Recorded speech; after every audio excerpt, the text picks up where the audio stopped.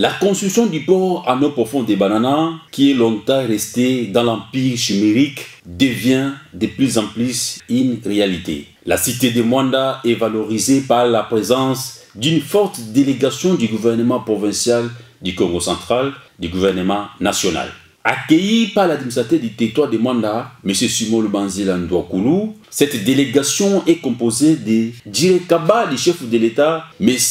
André Wameso, le ministre national des Affaires foncières, Aimé Sakombi Molendo, le vice-ministre de la Défense, Séraphine Tulungu, du gouverneur du Congo central, le docteur Guiban Ndungidi, députés provinciaux et des ministres provinciaux, et les membres de la société d'Ipirode.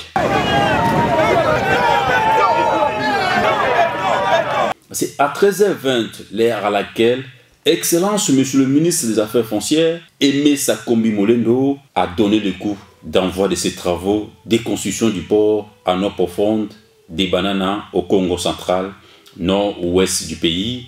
C'est mercredi 10 novembre 2022 à Mwanda.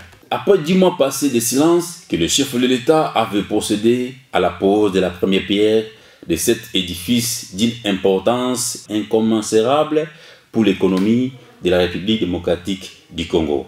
Ce port GA permettra à la République démocratique du Congo d'avoir accès sur la côte ouest de l'Afrique. Ces travaux ont été conviés au groupe de DP World et spécialistes dans la construction, la gestion et la maintenance des grands ports. Ces groupes des Émirats arabes unis comptent à son actif plus de 80 ports internationaux qu'il gère. Cette infrastructure entendue pour jouer un rôle clé dans l'économie congolaise, entre autres fonctions de réduire la dépendance du pays vis-à-vis des États voisins. Elle permettra aussi à la République démocratique du Congo d'avoir une porte-sortie maritime sur son littoral de 37 km de façade sur l'océan Atlantique. Le premier citoyen de Mwanda, M. Simon Lubanzila Ndouakoulou, rempli de joie sous son règne de voir le chef de l'État, Félix Antoine Tshisekedi Tshilombo, déposer la première pierre, et aujourd'hui c'est le coup d'envoi de ses travaux. Il a relaté une petite histoire de cet endroit de port des Bananas. Parlons site des Bananas. Le site des Bananas a joué un rôle très important. Jadis, le site des Bananas a servi comme centre de transit des esclaves.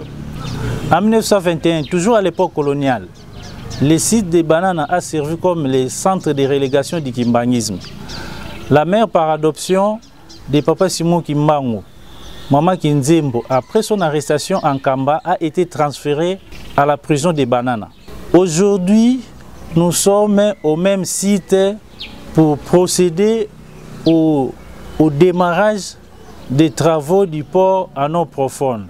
D'abord, ma joie est vraiment immense puisque de participer à cette cérémonie, récit son Excellence Monsieur le Président, lors de la cérémonie de la pose de la première pierre.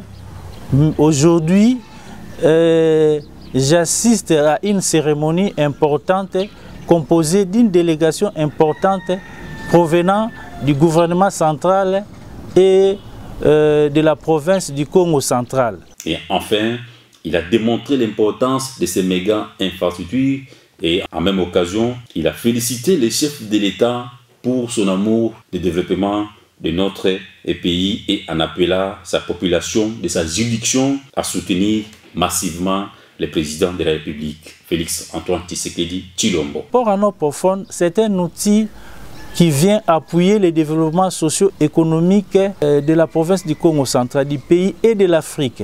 Mais référant au discours de Madame la ministre du portefeuille, je cite, « Le port en eau profonde, c'est une nouvelle porte ouverte au développement socio-économique de l'Afrique. C'est un outil très important qui vient appuyer le développement de l'Afrique. C'est pourquoi nous exhortons à la jeunesse né-Congo de soutenir son Excellence Monsieur le Président de la République, Félix Antoine Tshisekedi Tshilombo, de sa vision de la modernisation du pays. Aujourd'hui, nos importations, nos exportations transitent par les ports de Pointe-Noire, du Congo en face, et nous payons doublement Avec la concrétisation du port à eau profonde, nous allons bénéficier de beaucoup et nous allons appuyer les trésors publics.